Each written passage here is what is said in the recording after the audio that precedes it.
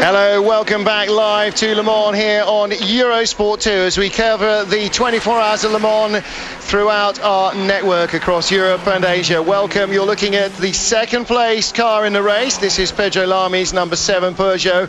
Still trying to close on race leader Franck Montagny, but a couple of quick laps 3 and 4 from Pedro.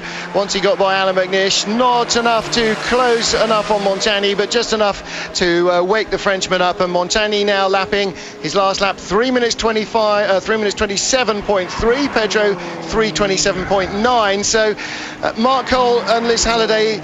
Liz, it looks like they put in some 3:25 laps to get clear of Audi, and now perhaps are settling into a mid to low 27s up towards 28-second lap as a genuine race-long pace. Which is actually, it's an incredible time to be doing as a race pace. If we look at only just maybe 3 years ago, our pole time was around about a 3 minutes 30. So this is incredible to be doing a 27 as a casual race pace. Well, not casual, but it's a comfortable pace for them, we have to say, based on their qualifying time. Yeah, this is not going to please the ACO, is it? Because they're still after 3:30 as the optimum race lap, and they're 5 seconds below that at the moment. At last, here we are. Yeah. It's the Gulf colours. How evocative. Steve McQueen, Gulf Porsches. Eat your heart out. Here's Stefan Mucker at the wheel of the Lola Aston Martin Gulf, and it just works so well, this, doesn't it? It looks absolutely beautiful, this car. Audi, of course, as well, really pushing hard. Just a quick mention here, if we may. Martin and Teresa Pass, who run Audi UK's press service, their daughter Sarah's just flown back in from Naples, Florida this morning. We know you're at home, Sarah, and Mum and Dad send all the best. So do we. Keep watching, and we're rooting for you with along with Audi and everyone. So there we go. And a big year here for Aston Martin to be here with 3 prototype race cars back at the front of the grid. It's their 50. It would be their 50th anniversary. Well, to wait if they could win this weekend. It is the 50th anniversary. Let me just correct myself. It is of when Aston Martin won the race overall. But Aston would love to win it here today. But I think they'll have a battle to try and get past all those diesels. And while you're talking about Aston, let's give a shout for Lola at Huntingdon. All the guys are there. They built the car. Remember, they built the chassis part of it. There's been a little bit of controversy between Martin Brain of Lola and David Richards of ProDrive over what the car should be called. But we're not going down that route, but as an Martin incredible said. chassis. Yeah, but a great chassis. Well done everyone in Huntingdon. Well done everyone at ProDrive in Banbury. Great car you've got. Lola's still building a fantastic car. Always have. It was my favourite car to drive at Le Mans, so I can't hope to drive the coupe one day. We are hearing that we may have our first retirement of the race. It looks as though we are about to lose the J-Lock Lamborghini, which well, frankly, probably most people have done more laps of the circuit in their road car than the Japanese Lamborghini Owners Club machine managed to do. The Murcielago did no flying laps in qualifying or in the pre-race test, and Marco Apicella and the crew are not, it seems, going to continue in the race. They have an engine problem. They had a drive shaft go on Wednesday on the outlap, and it took until Thursday to get one driven down from Reiter Engineering in Germany, or up or across, or whichever way it was. So, well, they didn't have any luck. They didn't even really get as far as having bad luck with that car. So looks as though the J-Lock Lamborghini, we've lost our first car. Still the GT battle. Jaime Melo leading in GT2 from Mark Lieb, Patrick Long, Jörg Bergmeister and Christophe Bouchou. Bouchou, the man in the field with more starts than anyone else except David Brabham, we believe, both with 15 getaways here at Le Mans. And we're just starting to see our first few regular routine pit stops starting. We've just seen one of the Lola Aston Martins come through. Yeah, that was Bellici coming in, wasn't it? I think he stayed on board. Most people are going to be triple stinting here. But Liz, the ACO has been working so hard on equivalency between all the classes, and have they not got it right here in GT2? Look at that, the 4 cars all tied together by a piece of string. This is just so perfectly matched. It is incredible, and with so many strong drivers in GT2, I mean, this is bound to be one of the closest races we've ever had in that class. It's very possible, especially with the battle between Ferrari and Porsche. I think it's going to be right to the wire in that class, and every one of them is going to have to be going absolutely flat out the entire way. It's going to be interesting to see who trips up. Now, one of the features of this year, Mark, in terms of what goes on in the pit lane, is that instead of being allowed to have 4 people changing tyres on a car, we now are only allowed 2. So the teams have worked on choreography to try and make sure they still get the pit stops done as quickly as possible. Down in the pit lane, one of the Ginetta Zytek LMP2 cars is in, but we saw there the Peugeot team helmeted up, and of course it has always been heart of the battle before, that Audi have been better at pit stops, particularly driver change pit stops. While the fuel's going in, you can clean the windscreen, the drivers can do their change, everyone else is stood ready, and then one air gun and 2 men for the tyre stop. You can't, but you can.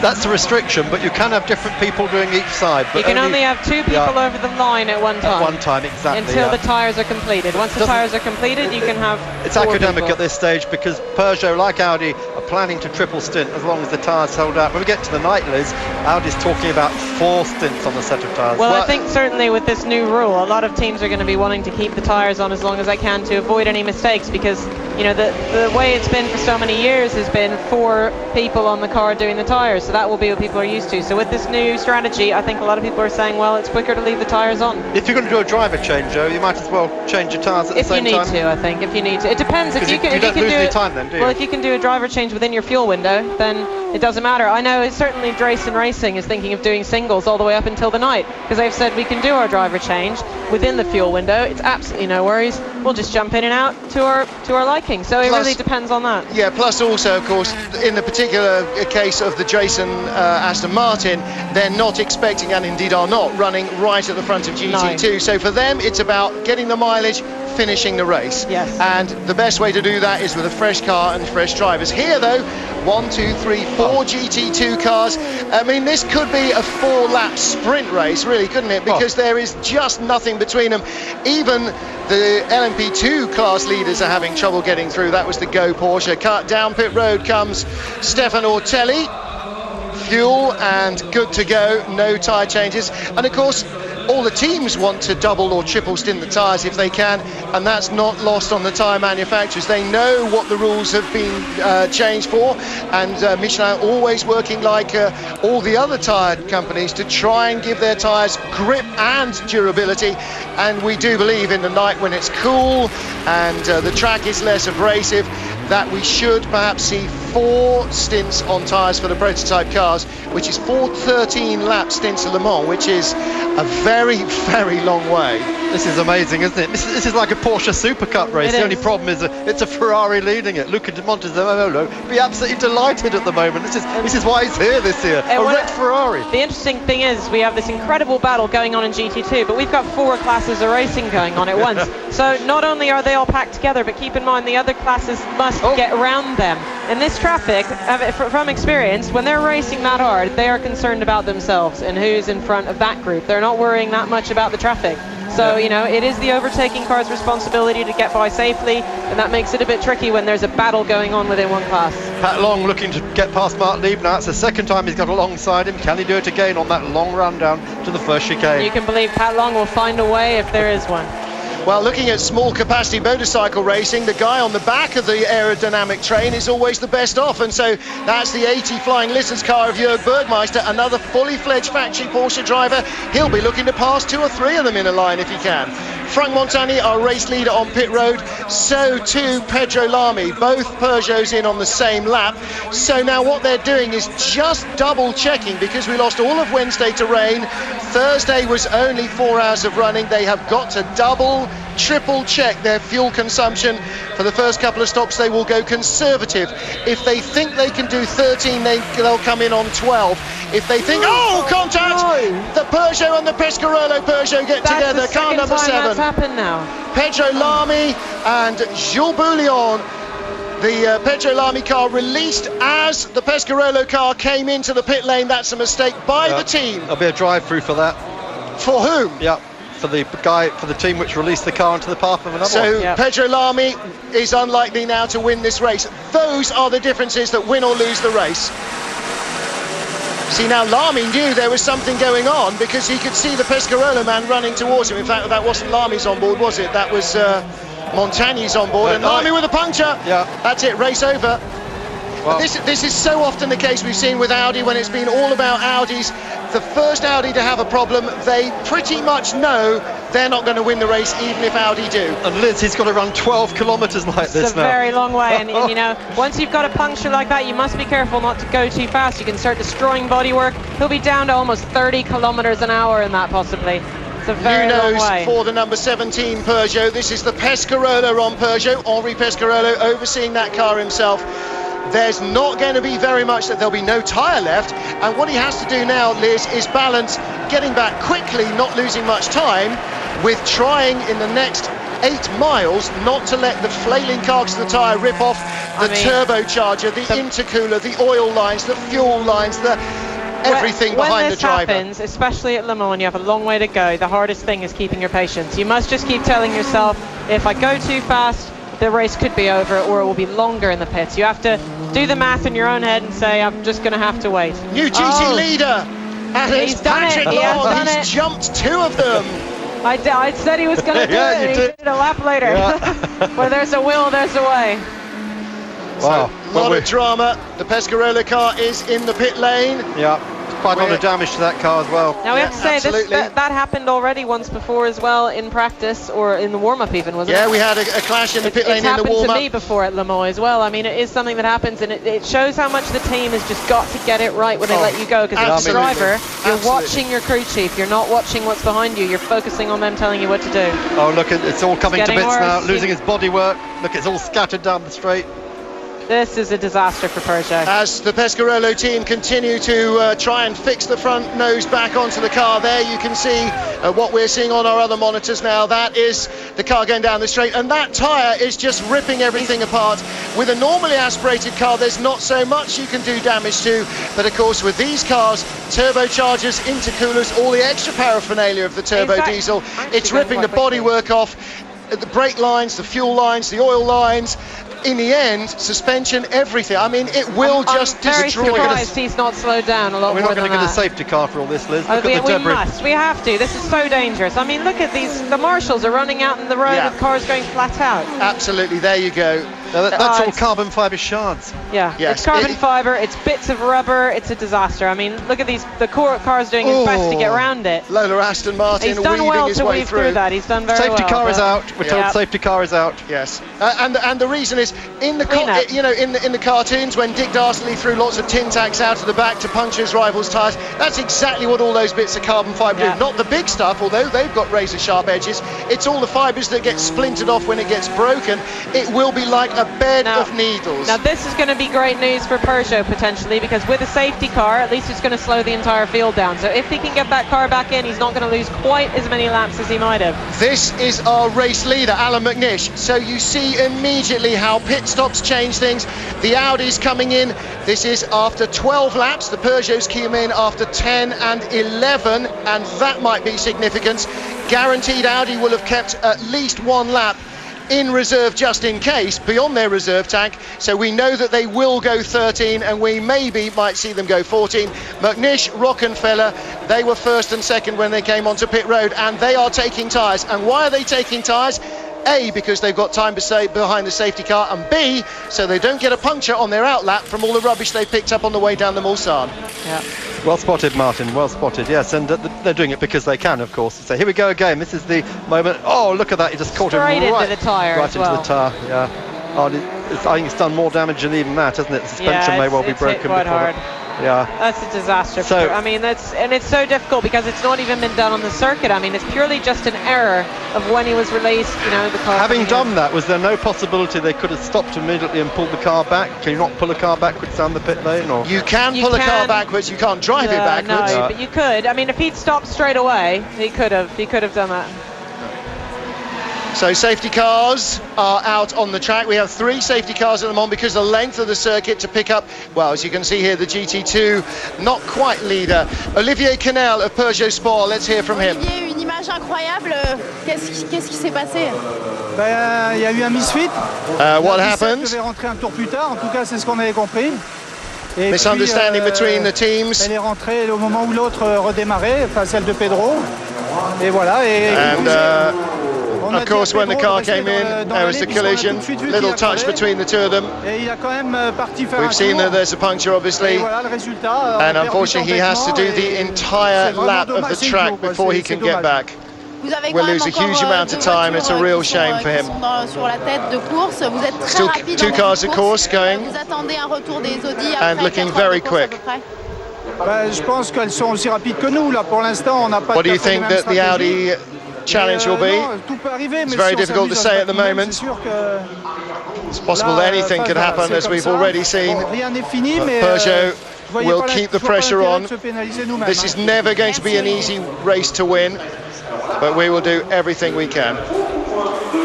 And the telling last comment there from Olivier Canelmark, we must not penalise ourselves. No, but they've got an even bigger problem. There's a turbo hanging off that Peugeot. We just saw it in that slow close-up shot there. This is a disaster. We got one wounded Audi, one wounded Peugeot, and we're not yet we're just 45 minutes now into this race. This will be a long haul for Peugeot, and I think they'll have a lot more repairs to do than even we can see or imagine at the moment. Never mind a long haul for Peugeot. How are we going to hold up? We haven't even got to hour one. There's another 23 of this to go. Exhausted. The GT2s are certainly going to keep us entertained. We've barely even scraped the surface of LMP2 as well. That's going to be, well, Crucial and Motorsport have started the catalogue of disasters. We've seen our GT1 leaders on pit road. The third and fourth place cars of GT1 come down pit road as well, as also does the Team Go Porsche RS Spider, which is in second time in the GT class, and still that car, well, actually now it won't do any more damage because there is nothing left bar the rim, but he's got to try not to drop it off. Look at that, the turbo hanging down, all the intercoolers and everything, and the entire GT field comes down the pit road as one man. There's never any question, is there? No matter what else happens in the middle of the race, we're less than an hour in, safety cars out, of course, everyone pitting, and everyone will take tyres because of all that debris. There's no point in taking any chances. No, surely they will. If you had a road car that you knew would do over 200 miles an hour and you thought you'd just driven over a broken bottle, you would not be continuing at 200 miles an hour. You'd be stopping to have a damn good look. I don't think these guys are any less clever than we are. Exactly. And he's actually, Frank Montagnier is going very quickly on this car, I have to say, having just a rim hanging off the side. He's trying to get back into the pits while it's still under safety car. Do they have a drive, get your home drive system on the transmission like they do on the I would have thought they would. Well, yeah, I mean, I would have thought they'd probably have like a throttle jacker if you need it, but in this case, he'll just be driving. It'll be on three wheels in the floor. Yeah, we remember last year Amanda Stretton when she crashed the Chamberlain. That's different, I believe, because she got the car back on three wheels, one which wasn't a driven wheel. Well, certainly in the Lolas, you used to have to lock the diff yourself physically, which is quite difficult because you had to take the entire back of the car off, which for one person is an incredible feat. And you had to go in and actually lock the diff physically yourself in order to drive it home on three. Obviously, you know, that's not the case here. Oh, what a mess. Oh, what a disaster. That's going to be a long The only thing that we're going to see is if this car reappears. It will go up on its jacks, it will go into the garage, and they will, as coolly and calmly as they can, try and basically build the car ready to start the race. Cool and calm Peugeot? They'll have to. It's a new Peugeot, isn't it? There's no point throwing yourself at it in a flurry of arms and spanners. That's not helping. Now let's just look at the logistics of this. What did Peugeot do? They took a fourth car and gave it to Andy Pescarolo to win. So they've still got three frontline cars in the running. Actually, Audi in fairness, they've only got two in the top 18. Both this car and the Pescarolo car have plunged out of the top 20, so they're down to two. Audi are down to two and a bit. The Pescarolo car just got caught in the safety car. I think that was why that was. So, more drama to come, no question. We're approaching the end of the first hour here at Le Mans, not the last. Stay with us. Welcome back live to Le Mans with Eurosport. You can just see at the wheel of car number 9. We were told Alex Wurz, looks like Marc Genet, it said on the helmet. The car coming back in. It was the first Peugeot to stop after 9 laps. And the reason it's come back in is because it then had tyres on that had gone through all the debris of the explosion of the number 7 Peugeot's rear end. So there you can see Pedro Lamy, and Pedro looking very hot and bothered, Mark. We're going to try and get a quick word with him. Safety car will be released at the end of this lap. Pedro, just incredible. What happened exactly? Well, I started and was another car coming and touch and make me a puncture. So I had to give one lap and come back. You couldn't stay in the pit and come back from the pit. Yeah, but I realized quite late, and I didn't know that that I was a puncture. I didn't realize straight away. Okay. Do you know if you saw him and he cut, or you didn't even saw? No, we're just concentrate on lollipop, and we go when the lollipop goes up. Okay, thank you, Pedro. Thank you. Well, Mark, clearly in these cars, like in Formula One cars, you can't look over your back shoulder. It mirrors signal manoeuvre as if you're pulling out of an acute junction. The only thing the driver can see is out in front of him. The only thing he can see is the man that's waving the arm going, go, go, go. There's no chance that a driver will have the faintest idea what's coming up pit road behind him. It is all down to the man that's controlling him on the pit road. And obviously you want to let them go as quickly as possible. Obviously every second counts. But tempered with that, you have to bear in mind that these things, collisions, can so easily happen. Yeah, Pedro may not have even known he'd been touched. You know, when you're under power, going back out as quickly as you can, just a slight tap like that. Remember, these have got sharp end plates, these cars. It's just enough to cut the car. Well, we're going to hear from Henri Pescarolo in a minute. Hopefully in a moment or two. The car is, you can see Pesca's car there on track leading the group. Safety cars are about to be brought back in at the end of this lap, so that will be deigned as when the start line safety car again returns to the start line.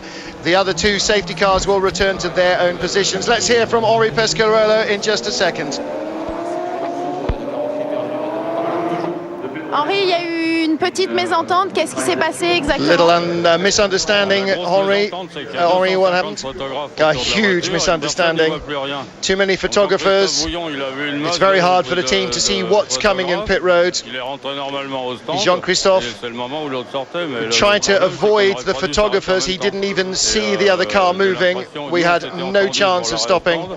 J'ai l'impression qu'ils sont décalés d'un tour par rapport à ce qui était prévu. Unfortunately, est-ce que votre voiture est très abîmée?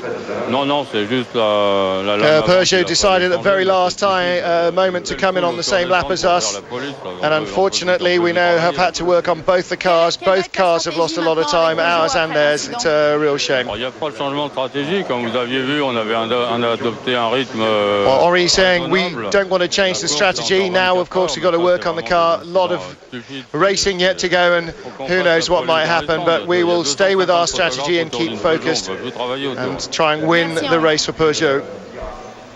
And of course, Pesca, 3 times himself a winning driver, Mark, 33 starts as a driver, and still after, what, a decade, I guess, looking for that elusive first win as a team owner. Yeah, I mean, this is one of his best chances this year, but how embarrassing. You know, you and Peugeot running together, and it's 2 of your cars that neighbouring team cars that collide. As far as Henri is concerned, it's a big problem, but it's not his problem because it was not his car that was released by his team onto into the pit road. And they've also said that they did at the last minute decide to bring the car in on the same lap as the other, when originally I suppose they were going to wait. There's your friends down at Creation. This is Vanina Ix just about to take the car out of the garage, and it's been back in the garage for a few minutes. Jamie Campbell-Walter was saying that they've worked really hard to try and sort out an awful porpoising and imbalance problem on the car, and now it's comfortable, but obviously being in the garage inside the first hour for any time means that they are going to have a lot of work to do. Peugeot and Pesca, though, Olivier Canel and Henri Pescarolo, with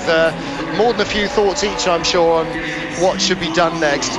It's impossible to blame photographers and the media. I mean, you know, if you don't want us here, we won't come, but then nor will anybody else, manufacturers first of all and everybody else. So yes, you need to try and make sure that the pit lane is safe, but again, the teams play at least as much a part in that as the photographers and the media do. It's the easier plan, is just to blame the media, isn't it? It's disingenuous of Henri. The ACO is so strict about media control here. No one can go out without fire suits. Everyone is so controlled. They only let people who know what they're doing out. So, sorry, Henri, don't go down that route. We don't get roller skating Brazilian go-go dancers here, do we? Oh, no, we don't. That would be interesting. No, all right, calm yourself down. Frank Montagnier and Marc Genet lead for Peugeot, and Alain McNish is third. Stefan Mucker in 007. Lola Aston Martin is fourth.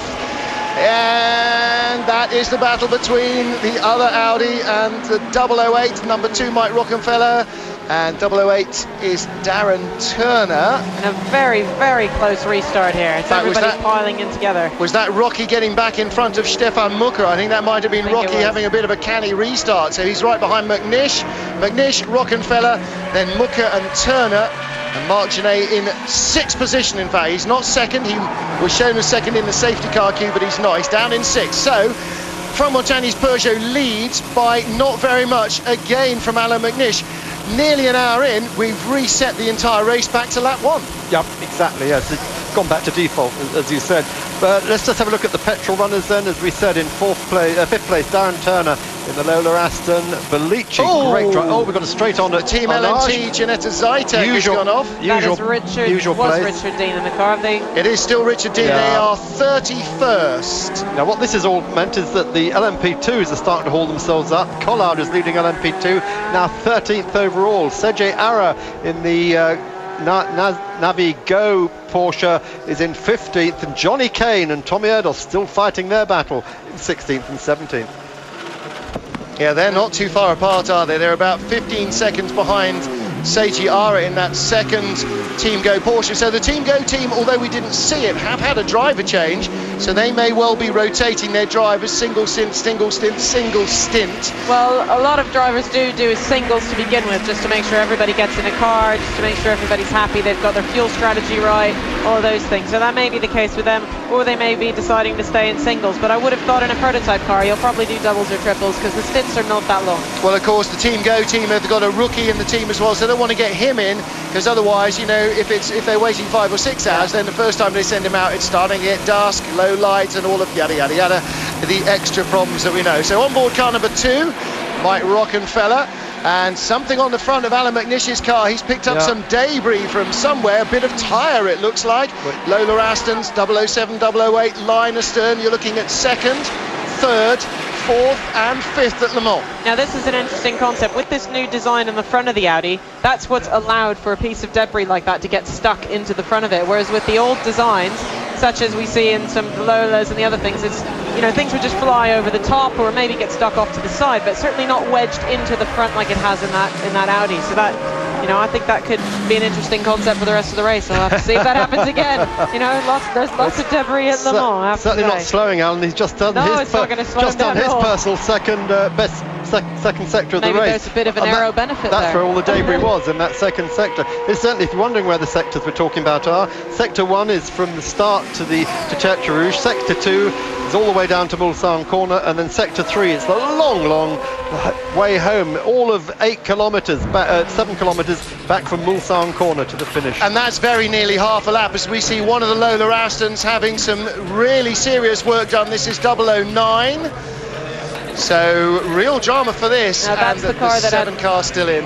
Now the 009 car had trouble with their gear shift this morning in warm-up. They were really struggling to down change initially and then to up change as well. So that could possibly be what they're dealing with now. Now we're looking here at the Speedy Sabar Lola Coupe. Johnny Kane, I beg your pardon, no, that's not the 33 Speedy Sabar Lola Coupe, that's the LMP2 car. The Speedy Sabar's 13 car.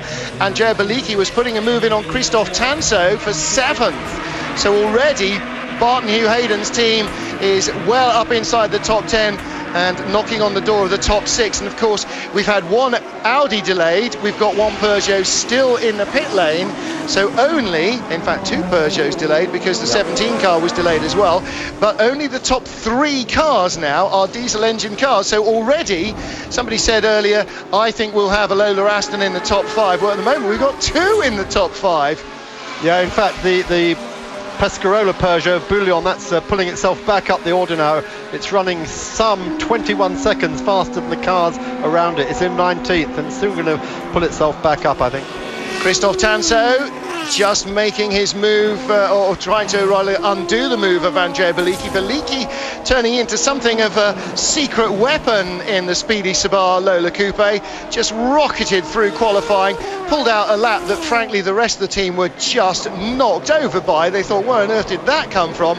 And he's producing it in race pace as well. 3 minutes 33 is their best lap. The best petrol engine car, 3:30.1 for Darren Turner's 008. You're looking at the standings after 1 hour near as of the Le Mans 24 hours. Peugeot, Audi 1 and 2, then Aston Martin's 3rd and 4th. That's not actually correct, is it? We've got Peugeot, Audi, then Aston Martin's 4th and 5th on our current timing screen. So that was coming up to speed. So we are going to take a very quick commercial break on the other side of this while I go off for tea and tiffin. Jeremy Shaw will join the lineup with 1 hour of Le Mans gone. Already more stories to pick than we can possibly shake a stick at, and 23 hours more racing to continue. We'll be here live on Eurosport 2 until 7 p.m. tonight, when after the tennis from Queens we go back to international.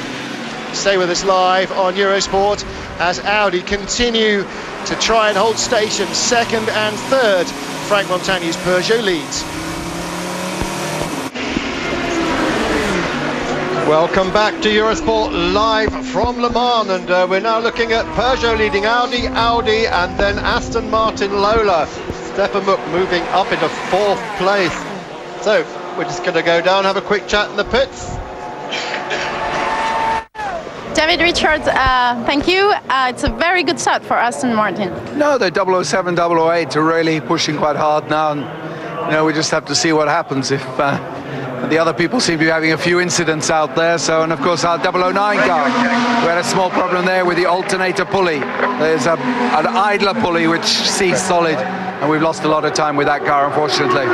Yeah, we saw a lot of pressure between Audi and Peugeot, so maybe you can start to think of a podium if they're doing incident like that. I don't think you think of anything after 1 hour in a 24-hour race, except 23 hours still to go. Yeah, for sure. Thank you very much. Thank you. Well, that's brief and to the point from David Richards. We're hoping we're going to be talking to him later on about his failed Formula 1 bid, along with Martin Brain of Lola. We'll be going to get both of those up later this evening, just here straight from the horses' mouths. And Jeremy Shaw joining us. Jeremy, what a start to the race then. I mean, normally you get a bit of drama at the beginning, but to effectively lose a potentially winning Audi and a potentially winning Peugeot in the first hour, almost unheard of here. Well, yeah, very disappointing, isn't it, for the fans here? And it's also kind of disappointing right now, because with those two safety cars, we've now got the two leaders spread by almost half a lap. So Frank Montagny has got to sort of just set his own pace, which of course he was doing from the start of the race, but now, instead of having a couple of second margin or so over the second place car, now he's got almost 2 minutes. So he's going to be out on his own and threading his way through the other traffic from the second of the safety cars. We've got a pretty useful battle going on there behind him. The two Audis are running basically 3 or 4 seconds a lap slower than the Peugeot, but as we saw in that first stint, the Audis were able to get one more lap before they came onto pit road to make their first fuel stops of the day. So really at this stage, it's not really about pace, it's about strategy, because clearly Peugeot has the pace over the Audis, but if the Audis can eke out an extra lap at each pit stop, then that could be crucial too. So it's a real cat and mouse game at the moment, isn't it, Mark? Yeah, now Audi at the moment is still refusing to speculate on what caused the problem for Alex Premat earlier on, but we had it straight from the horse's mouth as well. Romain Dumas, perhaps caught off guard by our interviewer, told us that Alex had been complaining of a power steering problem on that lap, and then he went off. And Liz, your guess would be probably had a sudden failure or just couldn't get the bite. Yeah, I mean, it's hard for us to speculate, isn't it? But certainly where it happened and the way the car reacted, it makes me wonder if perhaps he had a failure of his power steering mid-corner, which would have that happen. Obviously, he then gets out on a bit of rubber that's on the side. The tyres pick that up. That sort of carries the car a bit further out in the understeer that we saw. So, but certainly it wouldn't explain it going off then to carry on. So it's, well, Audi's not going to tell us straight away everything that's going on, are they?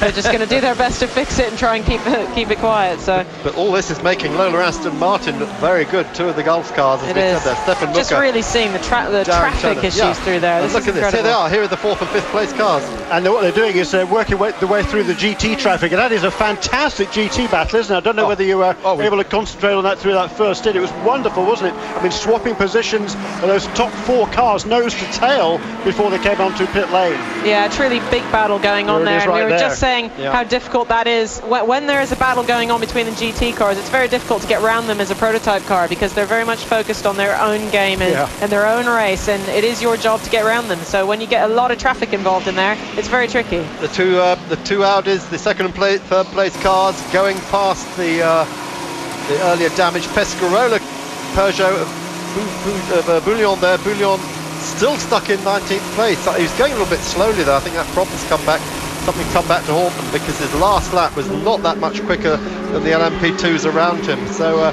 just have to watch that space. They're still showing Marc Genet as ninth. Running in 5th place. Only one lap down. I think that's wrong, Liz. He lost the bundle. Who's that? Marc Genet.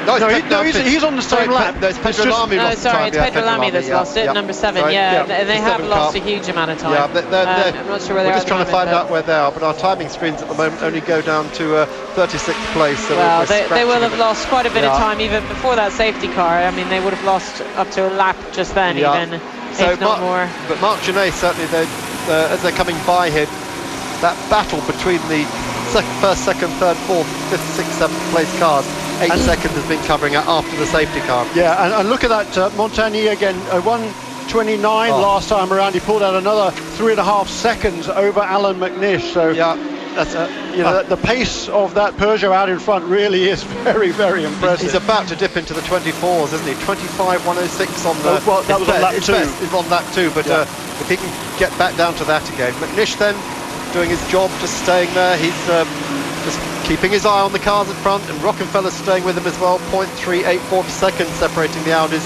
at the last lap. They're running in convoy. The 2 Aston Martin Lolas running in convoy. Yeah, they're running beautifully, aren't they? They sound so good, don't they? Yeah, I think the question with those cars is going to be, reliability. Is there going to be, in the engine, especially because I know they've got a brand new engine for this race, which is very rare that happens, that you start with a new engine entirely for a race week. It's very, very rare. So it's not really been tested for 24 hours, certainly not in a car. They've not managed to have a run for 24 hours, as far as I know, in that engine. We've got the RML P2 car coming onto pit lane, car number 25. They are looking like they're going to do a full service on the car. Can't imagine. Well, why did they not have they made the stop yet? They made a stop. This is their second stop. Yeah, on lap 11 they were in, so they've only done 4 or 5 laps since the safety car period. So that there could be problems there. They're changing the tyres. I spoke to Ray Malek just before the start. That car, I think we've talked about already, had an incident in the warm-up. Same problem that afflicted the Peugeots, in that one of the Aston Martin's 007 car was waved out of its pit stall just as Mike Newton was bringing the RML car on into his pit stall. Collision between the two, and it damaged the under tray on the number 25 RML P2 car. They changed the under tray. There's also a little bit of damage to a brand new intercooler that had been put on that car. They had a good look over it. There goes the P2 car, so that is rejoining the race, but they elected not to change the intercooler because it had been a brand new piece. And Ray Malek told me that there's a little bit of damage, but it's not in a pressurized section, so they're keeping their fingers crossed that will be okay. Well, we're just hearing that Michael Vergers in the Virgo Motorsport Ferrari's got a stop-go penalty. We know he's the Flying Dutchman, but he overdid it in the pit lane, and he is going to get that stop-go penalty for speeding. Now that's a lot of time to lose at Le Mans. I mean, it's such a long circuit, you really lose quite a bit of space there, having to come all the way in, stop and go. I mean, it's not something they want to be getting for something as silly as pit lane speeding. And all these cars will have a pit limiter on them, a pit limiter button that you push, and it keeps your speed down to the acceptable level. So I'm not sure, maybe he just forgot to put that limiter on in time, or perhaps let it go a little bit early. So 71 Ks is what he's doing in the pit lane, and it's a 60k limiter. It's 60, so it's quite a bit over. So it makes me wonder if maybe he's forgotten to push his pit limiter button, or 3 points and a £60 fine. Yeah, exactly. There we go. It's not looking good on the license, Virg. That's exactly what they don't need, isn't it? But that GT2 battle has been tremendous through the first hour of the race. It's now, though, Patrick Long in the number 76 car, the Matmut Porsche. The IMSA car, IMSA performance team, has leading now. He's got about a 3-second lead over Jaime Mello, and the pit stops, the Risi car, Jaime Mello was a fabulous pit stop. They came out with a handy advantage, but Patrick Long has wrested that advantage away now from in the Porsche and pulled out just a little bit of a gap. But I'm sure it won't be long before Jaime Mello is right back with him. We've just watched the number 9 car going around the 007 car, I believe. Absolutely incredible speed around that petrol car, and although the ACOs worked very hard to make them even, it's still not quite enough, I think. There goes the number 7 car back onto the racetrack, and the KSM Lola is back out again as well, so we'll see if that's managed to solve the problems they've had, which have plagued them since the start of this race. Let's just go back to GT2 for a moment, Liz. We're talking about Pat Long in that IMSA performance car. I mean, all these cars in the front running have got huge winning history here at Le Mans. The Bergmeister's car, the the Rizzi Competizione car which won last year, and of course that IMSA Performance car won 2 years ago with Raymond Nourac. He's been the constant there. Matmut, in case you're wondering, is the biggest insurance agency in France. The team is based at Rouen, and they really are full-on Porsche backing, despite the fact one of the drivers is a very talented gentleman driver. Yeah, well, I think with that history they've got with that car, I mean, it's done very well with Raymond Nourac as well.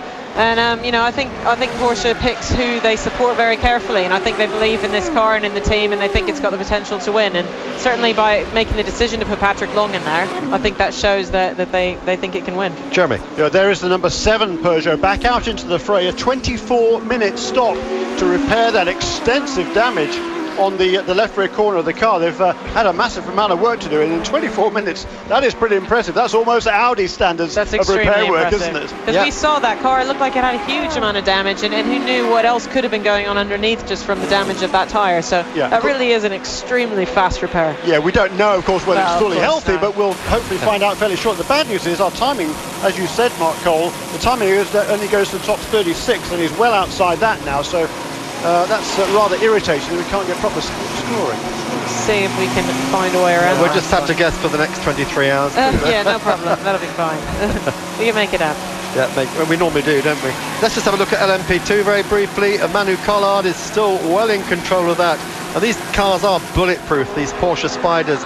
Collard running 14th overall, and behind him Seiji Ara in the Japanese entered Porsche Spider. That's the car, of course, that won here last year, the Van Merkstein car. So both these cars, first and second, running in the reverse order at the moment from last year, really, really bulletproof. And I think if we had no failures in these Porsche Spiders in Europe at all last year. And they're just so far ahead of everything else. I mean, you look at the difference. The rest of the LMP2 cars are quite close together, but certainly a huge gap between the times in qualifying and even now in the race that the Porsches are able to do. Yeah, I mean, Johnny Cade in that 33 Speedy Seba car, I mean, that is a front-running LMP2, but he at the moment is some 12 seconds down on them. I mean, and Johnny is going to be as quick as anyone around here. Well, it just goes to show the might of Porsche. I mean, when they build a car, they don't take any halfway points on it, and they basically have built that LMP2 car. Even the first one out of the box was an incredible vehicle, and every year the updates they've made, the changes they've made, it just gets better and better, and I think they proved that last year in the 24-hour. Well, we're going down to the pits. Let's go and join Justine there, see who she's found. Dr. Ulrich, good start, confident start. Ah bon, c'était la voiture de McNish qui était sortie avec la prévision de faire 4 tours. Pour ça, on avait les pressions sur les pneus adaptés. Ça veut dire que les premiers tours, on n'était pas si fort comme on pensait.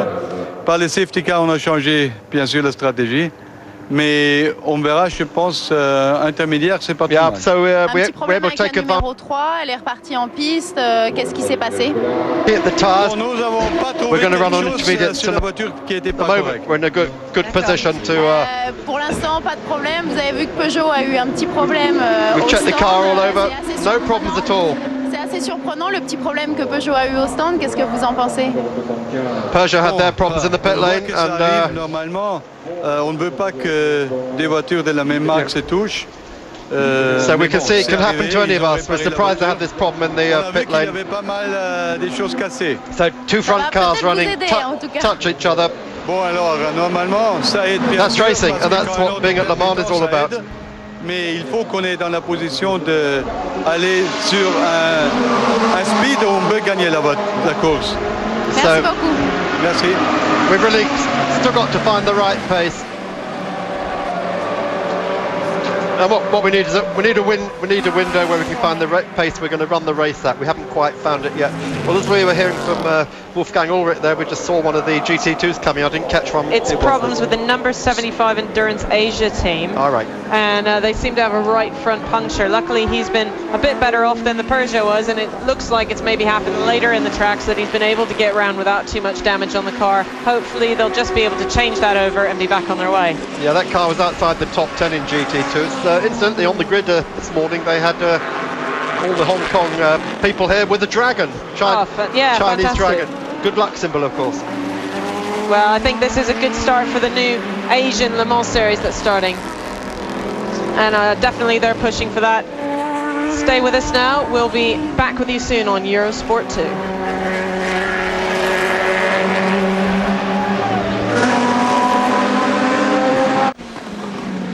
You're live on Eurosport at the world's greatest race, the Le Mans 24 Hours. We are now some 1 hour and 20 minutes into the race.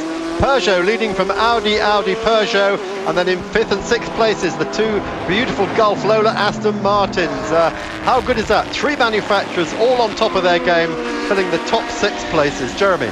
Yeah, it's been a fascinating first, hour and 20 minutes, hasn't it? We've seen, unfortunately, those two cars out, but there's all sorts of interesting battles going on. And let's have a look at the order now in LMP2. We still have the two Porsches out in front, and it's still Emmanuel Collard. He's got an advantage of about 10 or 12, 14 seconds last time around over Seiji Ara in the Team Go Porsche. In terms of fastest laps, those two within about a half a second or so. So I think very little to choose between them at this stage. The lead, meanwhile, last time around, Frank Montagny did a 3 minutes 36, which is a good bit off his usual pace. We're presuming that's because he had just an inordinate amount of traffic on that lap. But as a result, the gap to Alan McNish has come down to 1 minute 41 seconds. So he brought it down by about 6 or 7 seconds worth over the last couple of laps. The last time around, Nishi did a 3 minutes 29.196, which is only fractionally slower than his best lap of the race thus far. Right, here's the first of the non-factory cars at the moment. It's the Speedy Savile Lola Coupe of Andrea Bellici, the man who lit qualifying alight on Thursday night. The guy was so fast, but he was so ragged as well over the curves. Twice he leapt over the Ford chicane, and we're actually worried. So were Lola, who's going to punch a front suspension, struck through the monocoque the way he was flying that car around. But Liz, let's just go back to what Dr. Ulrich was saying. He said they've been all over Premat's car, they found nothing wrong. And does that point to driver error? It could do. I mean, it just seems very odd to me. I mean, it's just the way the car reacted that seems very strange, and you would have thought, you know, a driver of his quality, he would have been able to tell them if it was his own fault or not. So I don't know if maybe that's Audi not telling us something, or if it's the driver himself not wanting to admit it. I don't know. It's hard to say, really. I'm sure Romain Dumas didn't make up the fact. He said Alex had been reporting power problems, steering problems before that happened. Yeah. So it looked a lot to me like something grabbed in the car, but I mean, perhaps we're going into territory we shouldn't be going down. I think we might, be edging in somewhere where we're not invited. I just found some scoring on the web here. It's several minutes behind, but the number 7 car with Nicola Manassia at the wheel did a 3 minutes 27.2. Probably be a couple of laps ago now, but that, I think, that in fact was his first flying lap after those repairs. So a 3:27, 1 lap after repairs is pretty impressive. I think they've done a very good repair job on that car, and apparently, therefore, it is in rude health. The bad news is he's 7 laps behind the race leader. Yes, but full marks to Peugeot for turning that round. Here's Bellici. He's staying on board the little Speedy Savile car. This, of course, is last year's Charouz factory Aston Martin car. Great job they did with that car. And Bellici, as we said earlier, one of the heroes of qualifying. He's just getting fettled. This is his second stop. And already it's bedtime for the racing guys. You know, they're obviously quite happy with the car. They're all taking an early snooze because they know it's going to be a long night. I think they're trying to catch up on what they're hoping will be a very long night, I think, as in staying up with the car running. So. On the grid this morning, Paul Drayson out on the grid on the other side of the road facing the crowds, and the crowds are actually cheering. They weren't cheering, they were cheering, and he was loving every moment of it. I mean, of course, this is one of the biggest things of his life, to actually be here racing at Le Mans. He's tried for so many years to do it, but because he's blind in one eye, as we told the other night, the FI kept refusing him to race it. Finally they relented, and here he is doing a wonderful job. And he's got his entire family here, every one of them wearing an Aston Martin racing suit as well, which I think is just fantastic. The whole family here to support him, and we wish him lots of luck. I hope that he has every bit of the Le Mans experience that he's hoping for. Teamed up with Lord Mandelson next year, perhaps? Never know. There goes Andrea Bellici back into the race in 8th place, having made that pit stop. And that Lola Aston Martin car really running nicely. It's been very impressive, hasn't it, all week long? It's been pretty much on the same pace as the workflow at Aston Martins. Yeah, I mean, last year when they started the LMS season at Barcelona and led the Peugeots, I mean, everyone just, wow, you know, what's this? And the Audis, of course, and we suddenly realised what an engine Aston Martin have. Of course, they are running direct injection engines this weekend. We don't know how many of the cars. We knew it was one, then it turned out it's two. We don't know if all three of them have got it. Yeah, I believe all three have got it. I think all three were intended to have it, certainly. Yeah. And there was a little bit of niggling going on there from Mareka, saying, well, you know, this is supposed to be the GT1 engine, and Aston say, well, that's what we're going to be doing in GT1, so there we are. So, right, and they actually didn't even put the engine in until after the first practice, I believe. Yeah. So they did their first practice with the other engine, and then they put that in, which really is a bit of a gamble at Le Mans, in my opinion. I mean, I'm sure that Aston Martin feels they know what they're doing, and they've thought it through, obviously. They're winners here, but, you know, I just think it's a bit of a risk, isn't it, for 24 hours on proven engine? I'm sure it's proven and tested. Wow. Yeah, they've done a lot of track testing and dyno testing, everything else. You can never simulate racing conditions, of course. Exactly, and there's only so much a dyno can do. But for the engine, you know, you can learn a lot, obviously, from the dyno, and I'm sure they wouldn't be running it if they weren't comfortable with it. But you know, within the first hour or so, we've had a 009 car, as David Richards said, a C's alternator pulley on that car. So clearly it's not bulletproof. And this is, of course, the LMP2 non-Porsche leader. This is Johnny Kane, the man from Northern Ireland, doing a great job here in the 33 car. That's the other Speedy Seba car that Hugh Hayden runs with his Arabic number 7. And Johnny going to be handing that car over to Benjamin Leuenberger, Xavier Pompidou. And really, this coupe working so well is in LMP2, isn't it? As we've seen with the RML car, now they've got the engine working, right? Well, I was speaking to Lola about this, and really they've just kept on improving the car. And I think when it was brand new, they said that some of the drivers were saying there was a bit of an oversteer issue and it was a bit snatchy. And this year, they said all the drivers are just saying that it's absolutely dialed in, that it feels really planted, really secure. So it looks like, you know, Lola's really figured it out, and it is a super car now. Look at the 16 car, the surviving, or the undamaged Pescarolo car. This is so difficult. You're running one open prototype, albeit Peugeot engine, but it's your own car. The other car you're running is a quasi-factory car, and you've got to balance, haven't you, between how you're going to approach your strategy. We heard Henri Pescarolo saying that went out of the window after this collision. But, well, exactly. I think there was definitely a plan there.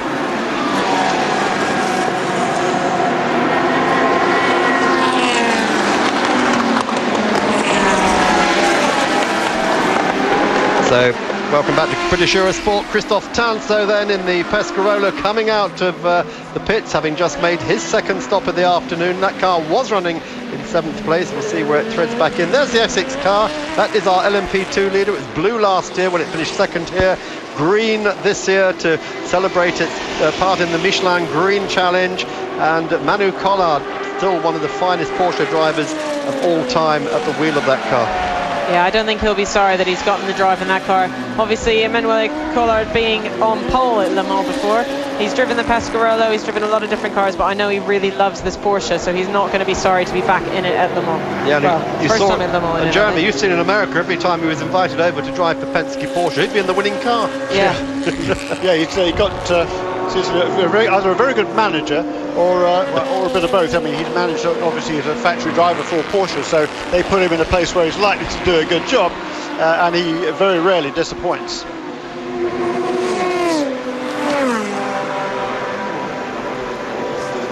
So down the long Mulsanne straight. Well, we're going to be changing channels again. Just make sure as we go to the break, you've only got 2 to choose between on the Sky package, so make sure you get the right one. We'll be back after this break.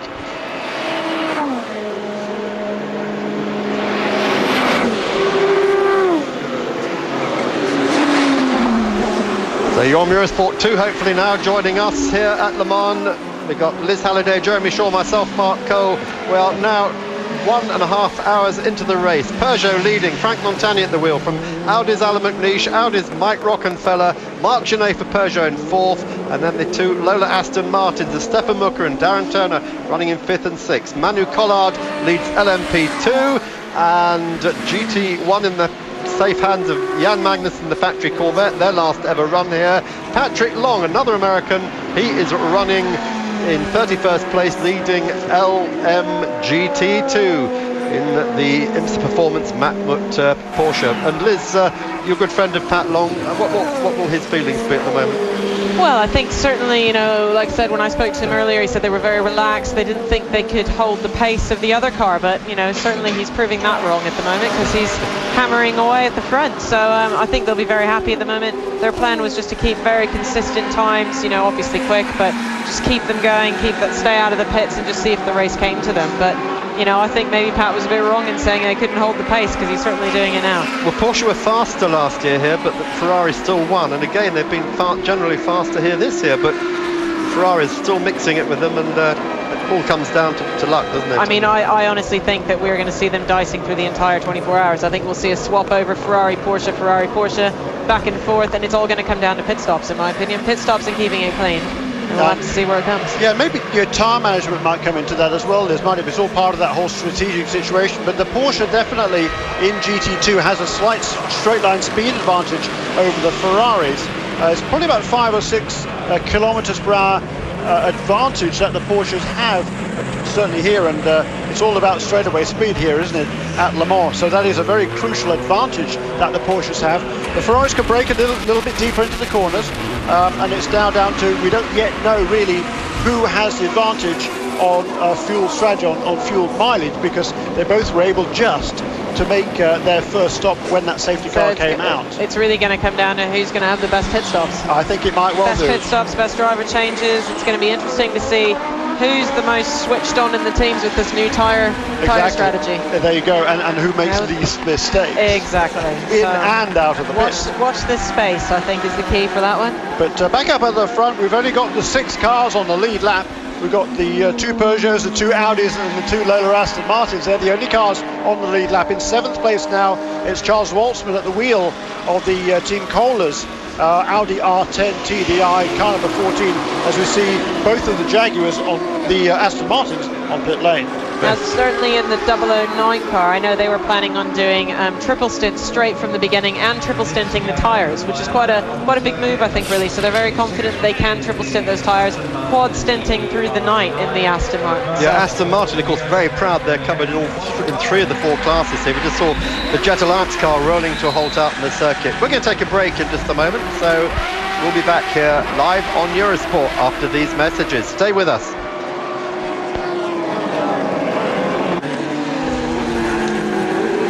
25 laps completed here, 77th running of the Le Mans 24 hours as we look at the LMP2 leading Essex Porsche, Emmanuel Cole out of France at the wheel of the Danish car, and in the pits the number 3 Audi. This is the car of Alex Prematz, the one that's had all the bad luck today. Might have been a power steering problem, it might not, we just don't know, but he went off at Indianapolis. He did, and he lost 2 laps making that pit stop. There goes Frank Montagny, our race leader, just having made his 2nd service of the day. And the number 3 car of Alexander Prematz was back up into 19th place overall. Yeah. So Montagny then, as you say, continuing on board that car. Alan McNish 2nd. Well, he'll go first now, of course. Rocky into 2nd place as Montagny takes that stop. But Montagny's pace, at first we thought was just dropping off a bit, but he's flattered to deceive, hasn't he? Because he did a 3:25 on the 2nd lap and then running 3:30s after that. That's still a huge pace, isn't it? Yeah. Through that first stint, he was running regular 26s and 27s all the way through to that first safety car, and he was super consistent. Yeah. Okay, there wasn't a lot of traffic in that early stages because he just came up took him 3 or 4 laps to catch the tail end cars. He had to work his way through there. Once he'd done that, he was off with clear road again. So now the traffic is more kind of knotted and a little bit more difficult to pick your way through, but he was super consistent in that opening stint. It was very, very impressive. And do you remember pulling away from the Audi at 3 seconds a lap? Yeah, and do you remember last year, all through the night while it was dry, Montagny was banging in the same lap time all through the night. In fact, we commented on it several times, and I think we probably called him the most consistent driver of the race last year. Yes, we did, we definitely did. I mean, but it is hard to say because at the beginning of the race, obviously, he had a completely clear road in front of him. He had nothing to deal with. Then obviously you start dealing with the traffic. But even so, like we were saying earlier, it just seems a bit further off the pace than he should be in traffic, being the experienced driver he is. So it makes you wonder if maybe there is a little bit of a problem. Oh, we've got 2 Audis in at once. Bit of a traffic jam there. Bad planning, isn't it? New nose also for the man that was leading the race when he came in, Alan McNish. He'll be staying on board. Audi telling us they're triple stinting early in the evening, and then quadruple stinting if they can with the tyres. Whether or not they can with the drivers, we'll find out during the night. But Dr. Ulrich saying they still have to find their pace. It's just been such a messy race to start with the safety car. We've had problems here, there, a lot of traffic, and they just need a long, consistent run, don't they, to find out how the car best works at what temperature.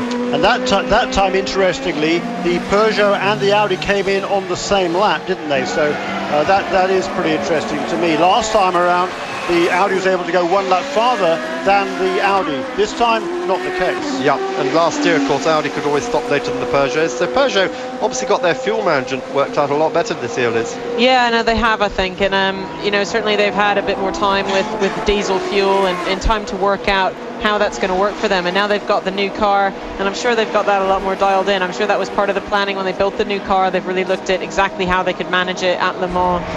You know, I mean, Audi would have planned everything. Yeah, I mean, we know that. They would have planned everything and then planned it again and then planned it again just to make sure. Yeah, so, Peugeot the same. Peugeot seem to have got all the boxes ticked now. But of course, it has to be their last shout with this car. It's 3 years old now. It does. You can't go on for another year. I think if they don't win Le Mans this year, I don't know what they're going to do. No, and I think in all fairness to Peugeot, now they've got a car that they actually really, really know. It is a car they've had for a while. They've revised it. So they've got it really dialed in, whereas there is a bit of a risk with a brand new car with Audi. So just have to see. Let's go to the pits for an interview. Yeah, see who Justin's got now. Thiago, vous êtes 13e pour l'instant, ça se passe plutôt pas mal, mais vous êtes beaucoup moins rapide que les Aston. Oui, ça c'est clair et net, on est nettement moins vite. Well, on s'y attendait un petit peu, hein, c'était clair. Maintenant, le rythme de course qu'on a établi est un rythme safe et sans prendre trop de risques. Donc la course est très longue. Diego Montero telling us we're not taking any risks. Il y a déjà eu pas mal de petits problèmes dans les équipes de tête. Être serein, two into the 24 hours. Et continuer à notre rythme. Il ne faut pas trop se forcer pour l'instant. Et on verra pendant la nuit ce que. Big problems for the top teams at the start. We're not taking any risks. We're seeing what they've done, and we'll work out our strategy during the night. Et de revenir au WTCC le week-end prochain à Brno. C'est un exercice que j'aime bien d'habitude. C'est pas forcément simple tout le temps. He said, well, I'm competing in the World Touring Car Championship, of course, now doing Le Mans. And I've got to really find out all the conditions, find out what the limits are of these cars. It's really important for a driver like me. You've got to try different categories. I'll be in Brno next week for the WTCC, see how I get on there. It's my first time in prototypes. Ça faisait longtemps, ça faisait 8 ans. Mais quand même, c'est completely different. Tout est différent. La préparation, le pilotage. I wanted to make sure I had a chance to compete here. Le trafic à gérer. Everything about it, the approach to it, the driving, the setup, is all quite different.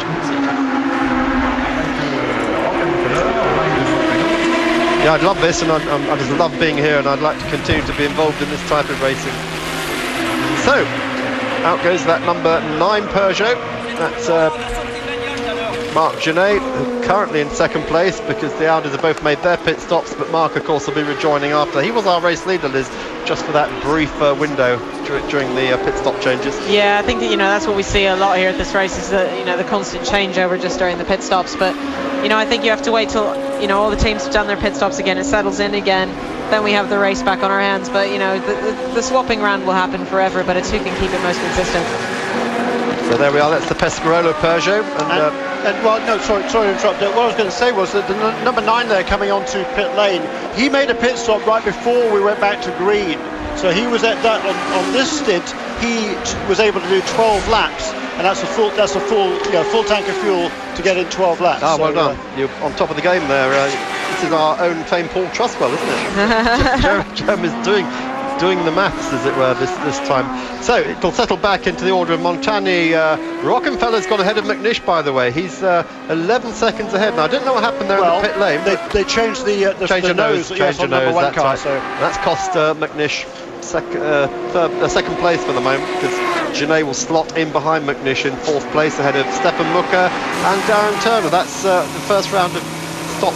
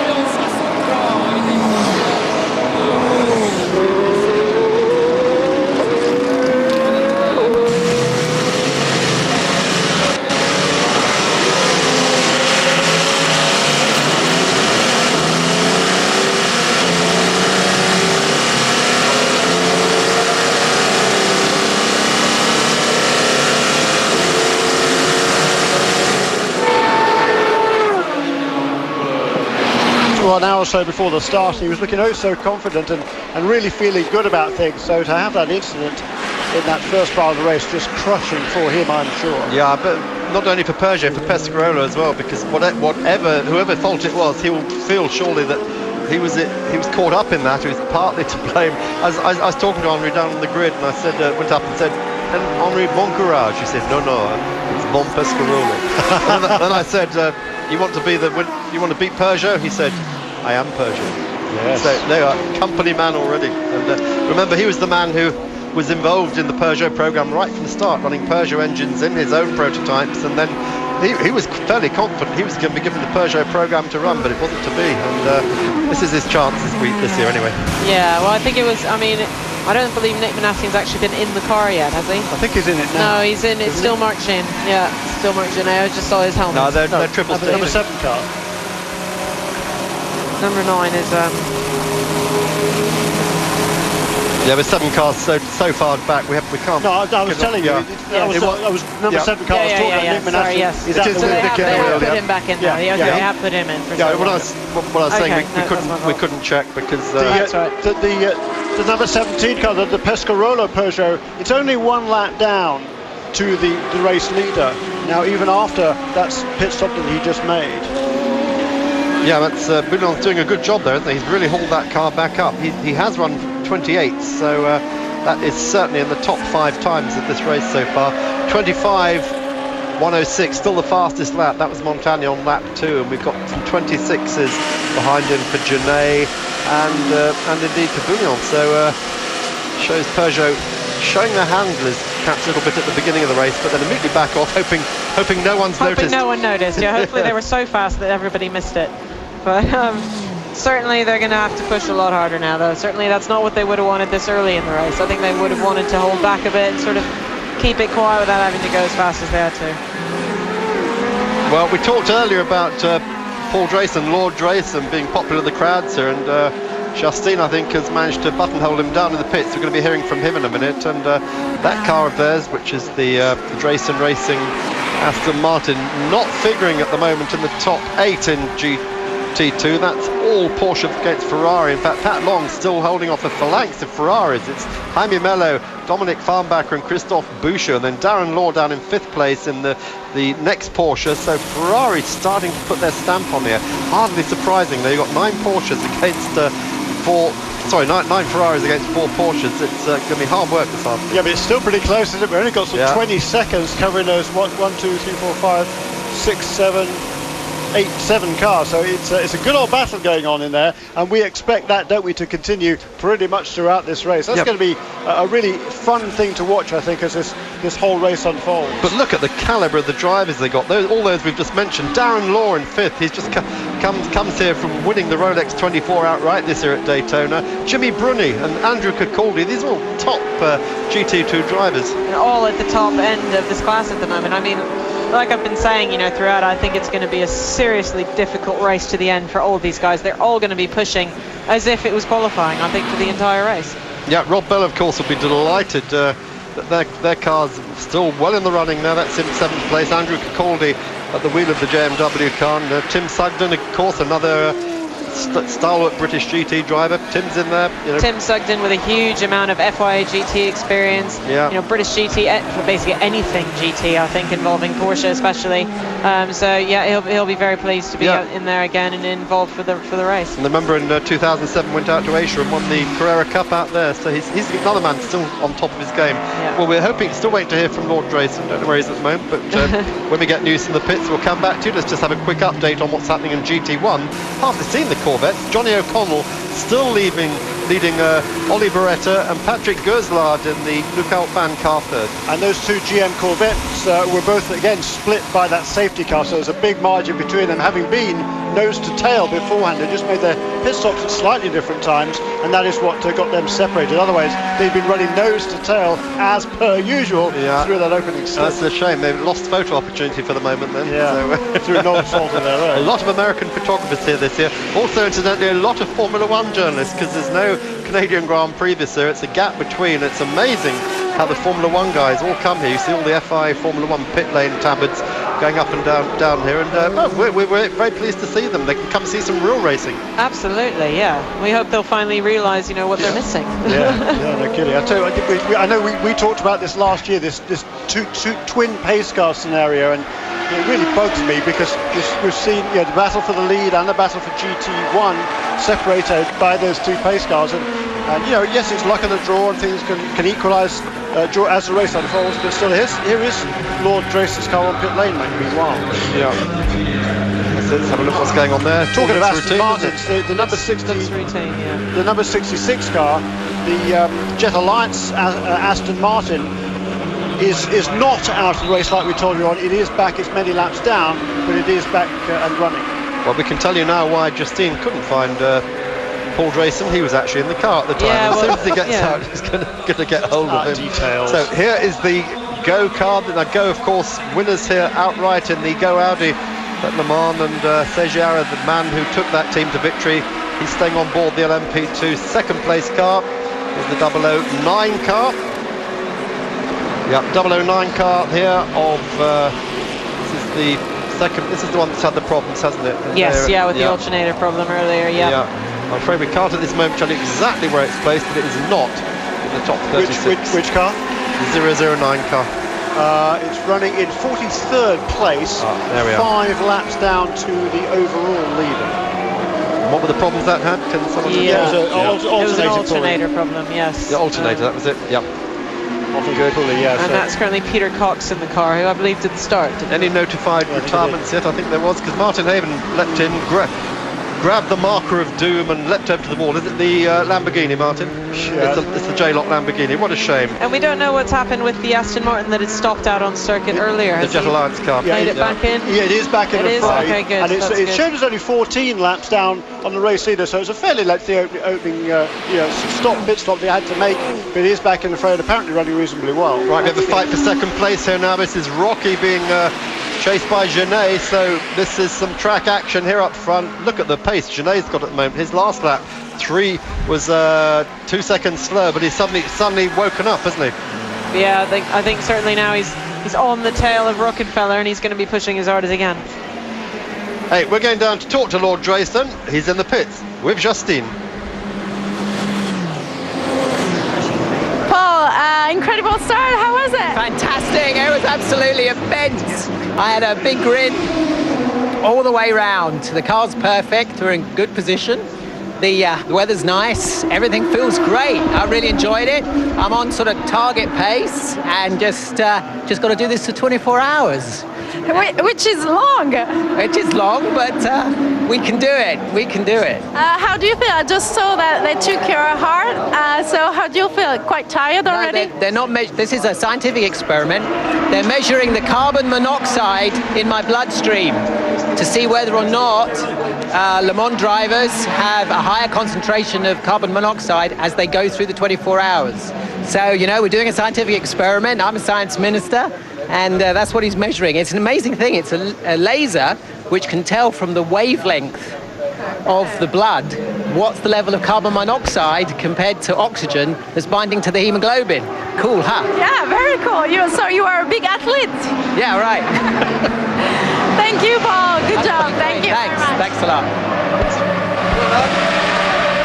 That's a great insight, isn't it? Carbon monoxide level in the blood can be keep monitored as you're going around. That's a new one. I haven't heard about. I haven't heard that one before. It can be a very major interesting. problem. Yeah. Anyway, we're going to take a break. We're staying on Eurosport here.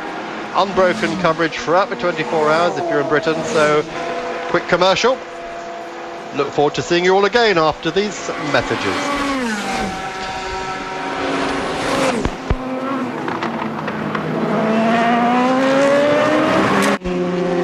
Back with Eurosport live at Le Mans. We are now 1 hour 52 minutes into the great race.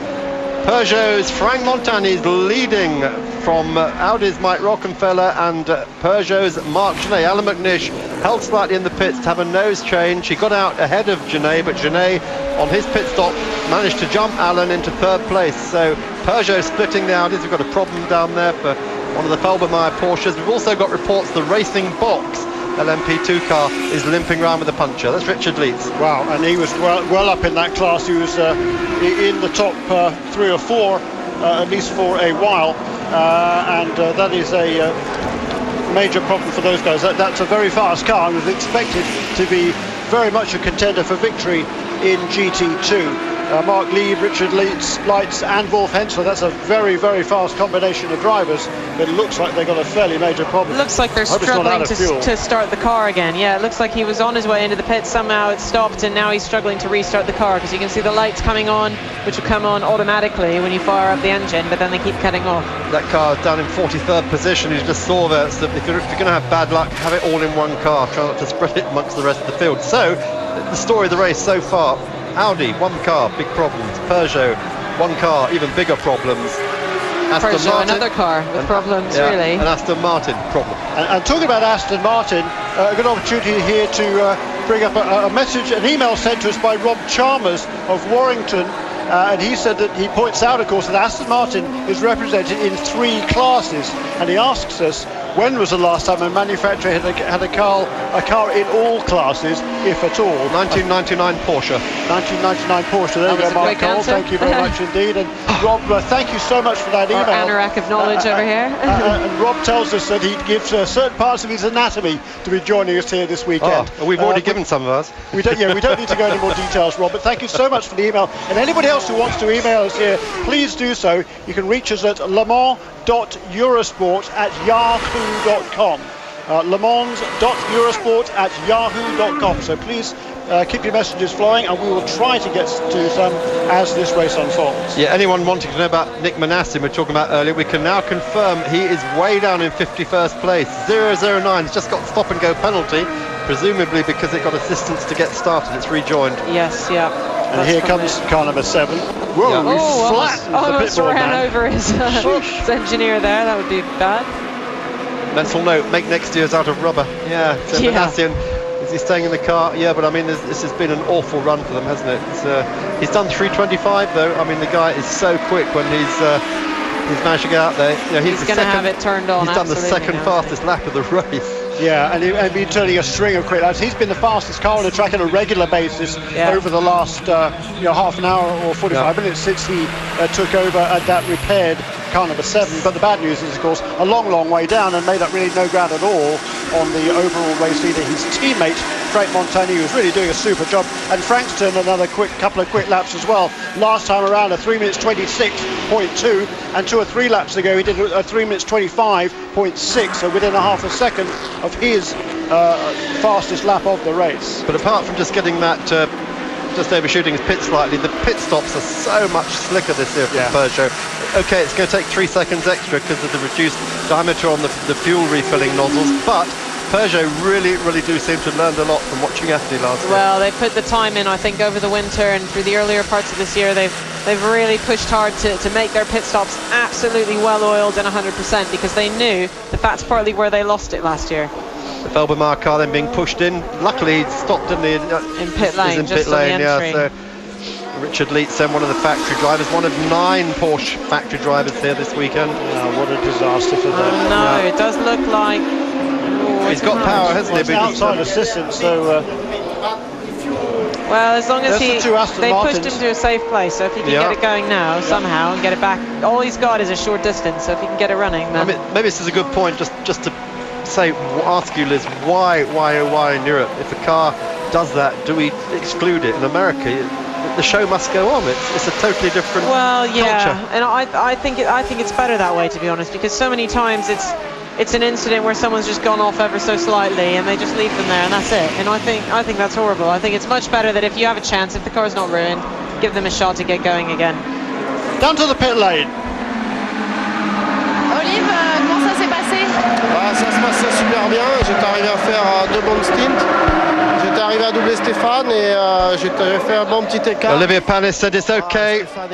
And j'ai eu un problème de frein, si tu veux, j'ai le, just saying, as a crash, Olivier's looked up, seen his sister car, Stefano Ortelli, in the wall. Quite a big accident there for the Matmut car.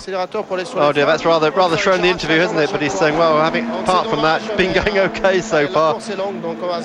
Merci, Olivier. He said, I had problems, the accelerator lost pace, but While Olivier's talking, we're just watching the replay of the sister car going off into the wall at some speed. That car surely is going to be finished. Jeremy? What a disaster there. He just looked like he'd strayed that left rear wheel onto the grass, didn't he, as he turned in to that right-hand corner, Liz Halliday. Just that little bit, and even just that little bit of grass that you would catch at that speed could just be enough to fire you into the wall. I mean, again, a Le Mans winner and one of the finest drivers in the world. And Stefan, an incredible driver, but it just goes to show that, you know, mistakes do happen to even the very best, and you know, it's just a real tragedy for them. I think it will probably be game over. It's his 13th Le Mans, and I guess it's an unlucky 13th. There is Hugues de Schonack, the team owner of the Orica Matmut team, and you know, Stefan Ortelli was so crushed last year to miss this race. He'd had that massive crash at Monza, hadn't he, in the Le Mans Series race there, and he broke his foot, didn't he? I think broke his ankle very badly. He was out for several months. He was almost fit enough to drive here, but not quite. He couldn't risk it. He came back this year with such high expectations, gunning maybe not for the overall victory, but certainly I think a legitimate contender for the top petrol engine car. And it comes to a fairly sticky end. And last year wasn't even the first time that he'd missed a Le Mans due to injury. He'd had I think it was back in 2005 or 6. We've got another one off. This is the 4 car, the Creations car. Oh no, that's Vanina in that car. This is a second incident of the weekend. She's been actually turning very good times. Yeah, Wednesday night she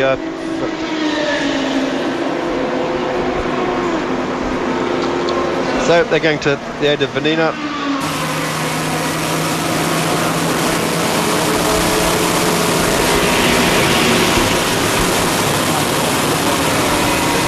To the aid of Vanina there, as we still ride on board in the number 2 car. That's Mike Rockenfeller. So the retirement's starting to come thick and fast. Martin Haven and Simon Hill are joining us in a couple of minutes, and Martin's rushing around looking for the marker of doom. Once more mark the wall. I think we can certainly take the Stefan Ortelli car, the Oreca Courage, out of that equation. So on we go. No, he's getting back. So he's getting back. They've got that car back on the track. It may be nothing worse, Liz, than crushed rear end and lost wing.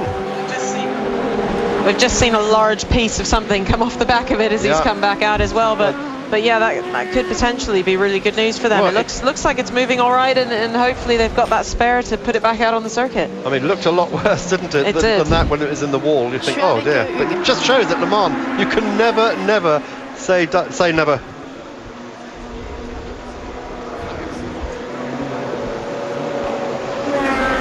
Well, we're going to speak to Hugues de Schonack, see what he's got to say about that latest incident. J'imagine que vous savez pas trop ce qui s'est passé, c'est un peu terrible. Oui, non, je sais pas ce qui s'est passé. Well, asked about the car going in the wall. He said we don't know what happened. D'extrême prudence parce que la piste est extrêmement piégeuse. On le voit, il y a plusieurs voitures qui partent et je sais pas drivers are under orders not to take any risks in the first 3 hours. I don't know what happened there. Grosse, je dirais très agréable surprise. L'important c'est surtout qu'ils puissent ramener la voiture, ce qui est le cas maintenant. It's a big surprise for us because Stefan isn't that type of guy, doesn't make mistakes. Now we've got to do work on the car. C'est une première faute qui va nous coûter cher. Vous avez toujours une voiture en piste qui est assez bien placée, malgré le fait que vous soyez en essence. We thought we were going to be on schedule, made a mistake, and it's going to cost us. Je crois que, bon, de toute façon, il y a 2 courses. Il y a la course des diesels et il y a la course de l'essence. Et nous, on doit faire un zéro faute. Yeah, we were really moving up the order. Peugeot, Audi, everyone's had problems, and we need to make no mistakes at all. C'est la seule façon d'avoir une chance d'avoir un bon classement à l'arrivée. If you want to have any chance, you've got to have a strategy where you run at a safe pace and don't make any mistakes. Est-ce que vous pensez que vous êtes capable d'aller chercher les Aston Martin? 22 hours to go, lot can happen. Sur la fiabilité des Aston Martin en 24 heures, donc je pense qu'il faut surtout pas chercher. We still got a chance to catch up with the Audis or the Aston Martin. Tournent beaucoup plus vite que nous, parce que je pense que demain matin ils auront plus de difficultés à être toujours là. Merci beaucoup, Hugues. Merci. We really don't know about the Astons, you know, so perhaps we've got a chance. So it's Hugh. Still optimistic, isn't he? Well, there you go. He's a guy who's been around this sport a long time, so you know, he knows to take the ups with the downs. Don't panic. You know, just do the work on the car now, get it back in the fray, and don't make any more mistakes. Just goes to show how easy it is to just make that one tiny little mistake, and you know, it can just be all over like that. But I think it's looking not quite as bad as we thought originally. Hopefully, it does look like he's coming back and out at a bit of pace. So hopefully they'll have the spare. won't be too much damage and he'll be back up and running. I think that's absolutely right, Liz. You know, he's lost one lap so far, but it could have been a lot more before he got it back to the pits. I don't think he's back in the pit lane just yet, is he? He's just creeping through Porsche curves now. Yeah.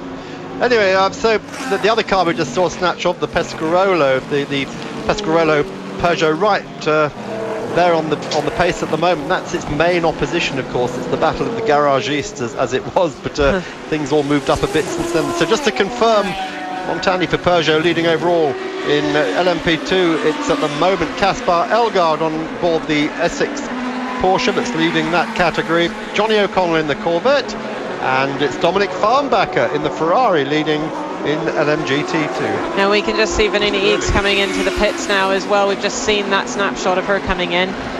She's had an off in the gravel. Hopefully that's nothing more than just a slight driver error, and they'll be back up and running soon. Yeah, she had this moment, didn't she, on Wednesday night? The car had just come over from America, from Carolina, done no running, no testing. Jamie Campbell-Waters said to us we should never have put Vanina in there because it was wet, it was dark, the car was handling like a pig. She went off on her outlap and put it off. You know, we don't blame her, we blame the car. Not the way you really want to start the weekend. And Vanina's a very experienced driver at Le Mans. She's done well in an LMP car. And the Creation's a challenging car to drive, a very good car, but definitely challenging, and not the way you really want to start is in the wet, in the dark. Yeah, so the Eureka car just about in the pits now. He's had a real struggle, hasn't he, to get down there. He's coming into pit road now, so just hopefully we'll pick. There we are. It's actually in the box now. Here we are. We can see it being pushed back into the box. And I guess we won't see that for another 10-15 minutes. Yeah, well, that'll be key, won't it? How long it'll take them to get that. Certainly, at the very least, a new rear wing on the car. The hope is that he won't have damaged the suspension as well. Well, they'll be taking the back off quickly as they can, and the front as well, and give it a really good check over before they send him back out. But hopefully it won't be too bad. Stefan's certainly been optimistic, and he's staying at the wheel of the car. He's not getting out. Yeah, that's good news. That's always a good sign. If the driver stays in the car in the garage, then it means they're hoping for a quick turnover. The whole team falls on the car like a pack of hyenas. As you said, there's everyone you've got can work on the car. As many people as can get in the garage. Looking just down at the order, we're just coming up then to just gone past the 2-hour mark in this race. Another 22 to go, as Hugh Schoenig was telling us. In comes the number 13 car. That's the Belici Lola. That's running in 11th place at the moment, having a very solid run. Yeah, they really have done a nice job, haven't they? Just running consistently. That's exactly what they needed to do. Their fastest lap so far, a 3 minutes 33, which is only about 3 seconds off the factory Lola Aston Martins. This, of course, the number 13 car. It's a year-old car. It does not have the latest upgrades either to the aerodynamics or the engine. So they're just running. They have a game plan, and they're running to that game plan. We saw even on the test day on Wednesday, 6-hour test. They did bare minimum of laps. They knew the conditions were wet. They knew or they believed at least that the weather conditions were going to get better through the weekend. They didn't want to risk damaging the car in the wet. They didn't want to risk damaging anything at all. So they did a minimum number of laps and then got onto the job yesterday, and they've done a nice job so far in this race. A nice clean stop there for the car number 13. Now this is a car that can be very, very quick, as it's shown, and I think that it really could do well if it's had a clean run. It looks like there's problems here for the Hankook car. That's Hankook tyres debut here at Le Mans this year, of course, in that Ferrari, and having a bit of a moment there at the approach. I don't know, maybe left the pit lane entry too late, or maybe just spun coming in. We'll no doubt see on the replay. But at the moment it's Montani leading from there, and he has come into the pits. So I think that's what happened. He just missed the pit lane. It's probably his first time he's ever had to come into the pits. Probably. Apart from in the dark. There is Dominic Farnbacher in the GT2 class leading Hankook car.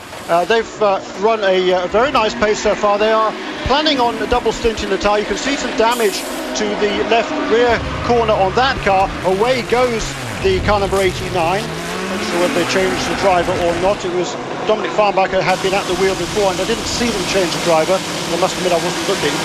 There was another note meanwhile. Mark Lieb has reported, and Mark, of course, is one of the drivers in the Team Felbermayr Proton car. That car number 77, he shared with Rich Lights and Wolf Etzler. that the reserve pump is not working, and we believe it might simply have run out of fuel, and the reserve pump not working, they weren't able to get it back to the pits, and it looks like their race is over. What a disaster. God, that is exactly what you do not ever want to happen at Le Mans. I think that is a lot of teams' biggest fear ever, is having something like that happen or just running out of fuel. It seems like such a simple way to lose your entire race, so that is really, really a blow for them. Right, well, Simon Hill is here and he's champing at the bit, so I'm going to stand down and let Simon take over, and in a few minutes Martin will be coming back as well. So from me, I'll see you all later, and good luck. Thanks very much indeed, Mark Cole. And yeah, Simon has indeed been pacing up and down like a... well, I don't know like what actually. We'll find out when he's been pacing up and down like in a couple of minutes. But in the meantime, look, it's just a super pace that Frank Montagny is setting at the front of the field this Halliday. That gap between first and second, it's now, of course, the Peugeot 1-2 because Marc Genet has got past Mike Rockenfeller. The gap from first to second, 1 minute 54 seconds. It was about 1 minute 45 when they went back to green, when, of course, it was Alan McNish in second place. So those two lead Peugeots running a very similar pace. And it's around about 3 minutes 28 to 3 minutes 30, and the Audis seem to be struggling to get much below 3 minutes 31, don't they? Yeah, they do, and I think what's going to be interesting to see is what happens in the night. We're going to get into the night, we're going to see, you know, the Audi drivers really come to life where they're so good at Le Mans, and also the temperature is going to go down. Maybe we're going to see them speed up a lot. It'll be very interesting to see what sort of times are going on. We're just going to go for a break now. Stay with us, we'll be back with you in a minute.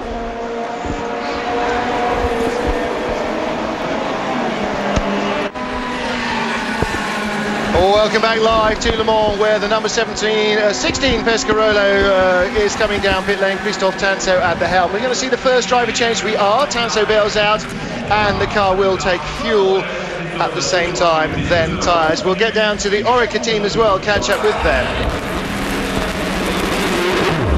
So the Orica team replacing the wing on car number 10. Now the screen told us that it was Stefan Ortelli, and we were saying how unusual it was for such a veteran driver to make the mistake. In fact, as we saw when the car was pushed back in, Jeremy Shaw, it was Bruno Senna who was at the wheel of that car. Now that's perhaps not quite so surprising, but for Senna that's a real little knock in confidence, and that's going to take him another few laps to really trust himself to really wring 11 tenths out of the car. Yeah, my mistake. I didn't in that case I didn't even look at the driver's helmet. I just presumed the scoring was right, so my apologies for that one, for not spotting that. I guess there's been quite a few transponder problems this week. We saw that in qualifying, so I guess I should learn my lesson, try and pay a bit more closer attention to the helmets rather than just what the timing and scoring says. Well, with 156 drivers in the race, yeah. 155 drivers in the race, 165, I can't count at all. It is quite hard to know all the helmets. More trouble, and that's for one of the British entries. Nick Leventis at the wheel of the Straka Racing Ginetta Zytek. So just as Mark Cole leaves, his village teammate strikes problem, and they are 17th. Oh, and more trouble. That's the RML OS Noise. That's a Racing Box Lola judge. Thomas Biaggi creeping in. Now, Jeremy, everybody played safe on their first pit stops. There was a safety car that might have slightly misled them as well with regard to fuel consumption. I wonder if that's part of the problem. The Straka car running on straight on there. You can almost add your own sound effects there of a wastegate chatter from the driver rather than the engine as he overshot. 008 Aston Martin in the pits there, so that's lap for him, lap 35. And Darren Turner stays at the wheel. We welcome to the booth Simon Hill. Afternoon, Simon. Don't sit down again. You're working. Stand up again. Simon, it is a bit like a Formula Ford race, the first hour, isn't it? It's absolutely manic. It's completely crazy, and it's been like this from the start in just about every class, and we don't really know where to look, which is very much like last year. And one of the key things that I think we're going to start to see now is this situation that safety car situation seems to have slightly caught a few people out in terms of strategy. We wonder there, we saw the Racing Box car coming in slowly. Could that have been a miscalculation on fuel? We heard that the Porsche that had the problem earlier on, Felbermeyer car, seemed to be a problem with the reserve pump. These kind of things could be happening because people are starting to guess a little bit. Lap times can affect that as well. Traffic can affect it. And if you're running marginal, well, remember Frank Bieler back in 2003 lost himself a race win. And Jeremy, don't forget, because there's so much wet running on Wednesday and only restricted running in the dry on Thursday, they may still not have an absolute fuel consumption figure, and this may be more of a problem as the race goes on. That is a good... Yeah, that is a good point, Martin, because fuel consumption can be affected by all sorts of different factors, the grip on the track, even the ambient conditions. So you're right, the conditions are so different today to what they were like in qualifying on Thursday. It could be, that's why I'm sure we saw at least the Peugeots come in 1 lap earlier on that first stint than it might otherwise be doing from here on. Well, I think particularly you're right, and we definitely saw Audi stop a long way short of what we know, and Peugeot a lap short of what we know. They can absolutely do well based on previous assumptions, but of course even the Peugeot is not the same as it was last year. They developed it, they've got more power from the engine, but the wings, the extra weight and so on all help to change that, and even perhaps that 30 kilos of extra weight that the turbo diesels are carrying might just tip the balance that they can't quite do a full lap without really whiskering it, and on the first tank at Le Mans with a limited build-up, you don't want to take that chance. No, that is not a chance you want to take. And we were talking this morning to a couple of the GT drivers. Mika Salo has a dramatic experience there, of course, and he was telling me they're between 14 and 15 laps they can do on a stint.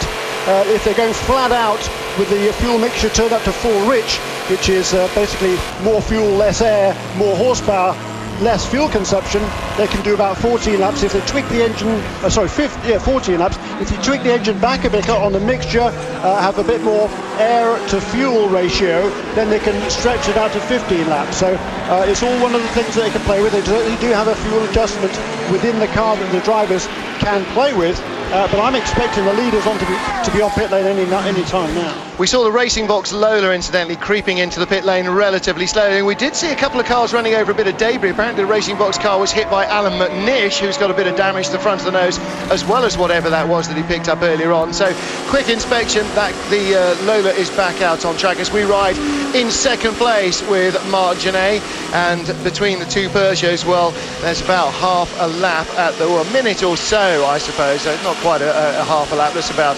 a quarter of a lap between the two of them, but certainly at the moment Montagny in the number 8 car, Simon, has got the legs on anyone in the field, and you need to be blessed in this race as well. So far he's had a bit of a Teflon coating when it comes to trouble. Well, I think he's obviously taken the lion's share of the luck, if you pardon the pun, so therefore he's got himself in a situation now he's got to make the most of it.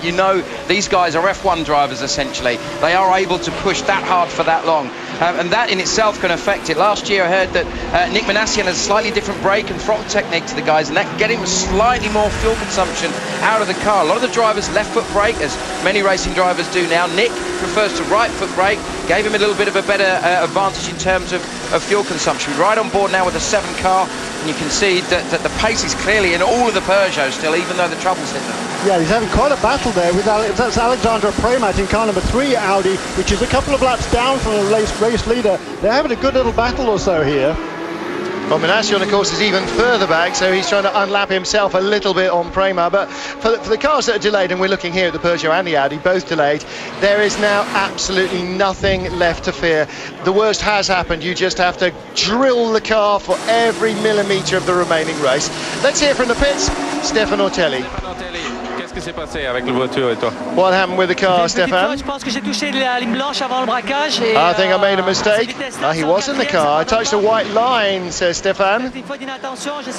And you can't do that here. So it's a silly mistake, put us in big difficulties. I think I crossed the white line and the car got away from me. It's my mistake though. Aussi le battre avec le Aston Martin, les Aston Martin sont trop vite. On verra dans 20 heures si on se bat avec eux. It's the battle with Aston Martin pushing. Are you pushing to the limit? So well, it's the beginning of the race, but yes, everybody's a little tense. Merci bien. But unfortunately, just my mistake. Well, you know what? He's putting his hands up to that. Bruno Senna seemed to be in the car when he was pushed back into the garage, so although I hadn't seen it, they obviously had affected the driver change when Ortelli stopped and they fueled the car, which they always do before they repair any work. Race leader continues in the Peugeot, and Alan McNish in 4th place pits now, having completed 37 laps of the race. Jeremy is counting out when he last came in.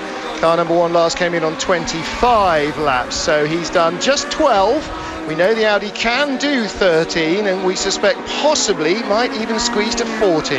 Yeah, well, that's pretty interesting, isn't it? Because this time around, Frank Montagny is on lap 38 now. His last pit stop was on lap 25, so he is certainly stretching that out. Yeah, well, it'd be interesting. We've always felt in the past that Audi, when they needed something, might just have had a little bit extra in fuel consumption. Now they're going to need every single iota of performance, whatever it is, whether it's speed, grip, cornering, braking or fuel consumption. Simon, you can't keep anything in the tank. Last year showed us that. There are no margins for error, not in this battle of the Titans. And also let's think back to Sebring, which is the last time, the only time these two cars have gone head-to-head this year, and just how close that finish was. The standard of the drivers has been unquestionable. We know about the pace. Stefan Sarrazin is a superstar, as we've seen in terms of qualifying, as are, of course, all the top Audi drivers. However, the key thing also now is this thing that you were mentioning earlier, Martin, how Peugeot have upped their game off track, although we've seen a few things haven't quite gone to plan.